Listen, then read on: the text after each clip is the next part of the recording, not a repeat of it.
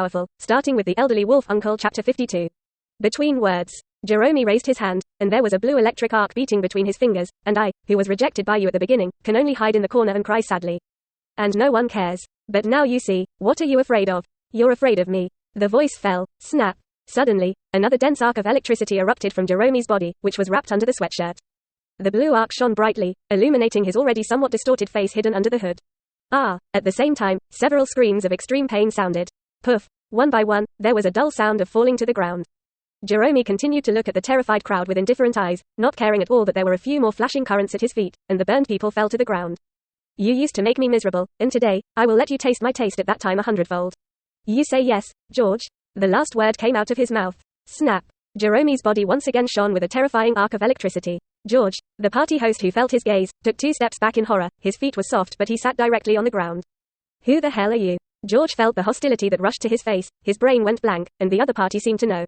And hate self, 250, self. But no matter what, he couldn't remember when he had ever provoked such a monster. Seeing George's reaction like this, Jerome burst out of a low laugh in her throat, as if she was laughing at herself. You see, you've always been so high, you've forgotten that you rejected those people in the first place. He continued to take a step and approached the crowd. If God hadn't awakened my current power, I'm afraid. In the end, you don't care about the people you've hurt, right?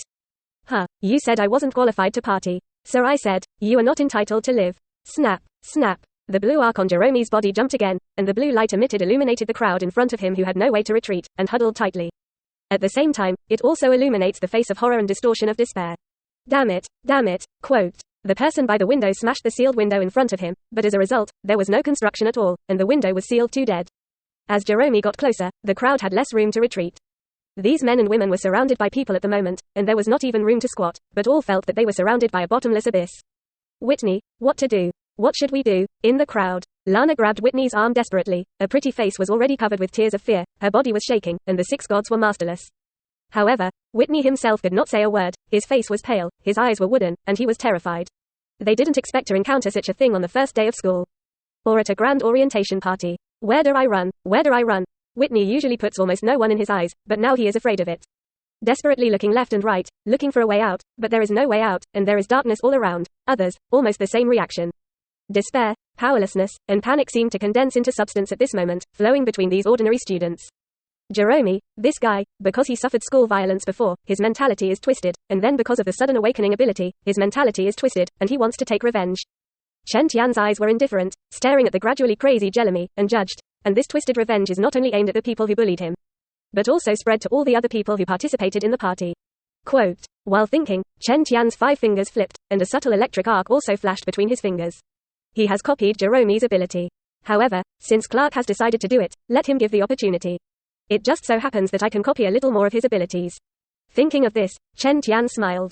He also felt that Clark beside him was on the verge of erupting at any moment, and the latter was staring at the closer and closer distance between Jerome and Lana. Then, you will all be a gift to my new life. Jerome, who had been giving speeches before, suddenly stopped his pace, smiled maniacally and raised his arms. Snap one by one. Compared to the terrifying electric energy that was several times more powerful than before, it suddenly condensed into a dense arc of electricity and diffused towards the crowd in front of him. If there is no accident, everyone present will be killed by him in an instant. However, rumble. Everyone in the restaurant suddenly felt that all the air currents in the space were violently pulled, turning into a storm wind that rushed towards the outside of the door. A sharp explosion sounded in my ears. In the dark hall, an extremely fast figure burst out, grabbing Jerome and knocking him out of the gate before the electricity exploded. Soon the two disappeared from everyone's sight. Everyone froze in place, stunned.